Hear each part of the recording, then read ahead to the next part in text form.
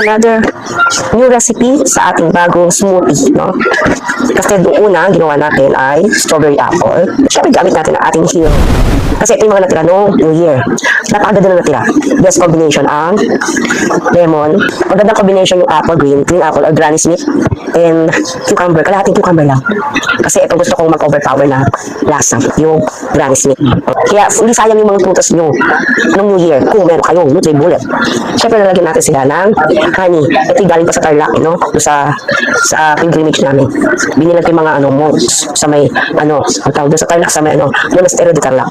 Butin na natin to para hindi masayang. Huwag tayo magsasayang.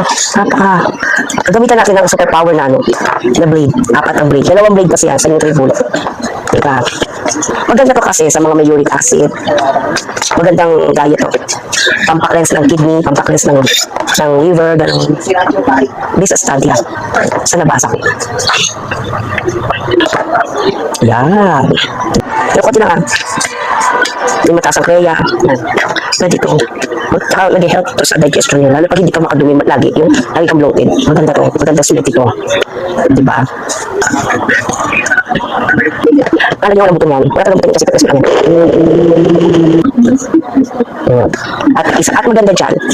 Sa Nutri-Bullet, meron ka pang 2 cup na 300. Titanggal itong isa. Titanggal itong isa. O, diba? Ang cute, no? Kung ayaw mo na may handle, kasi meron naman siyang takip yan. Yung mga takip yan, guys. So, kaya pwede ka mag-store ng ng drinks mo sa ref. Kasi pwede ito. Diba? Tingnan natin. Gamit na gamit yan. Paghahatiin natin silang dalawa. O, diba? Our new recipe, Granny Smith and cucumber with lemon and honey smoothie.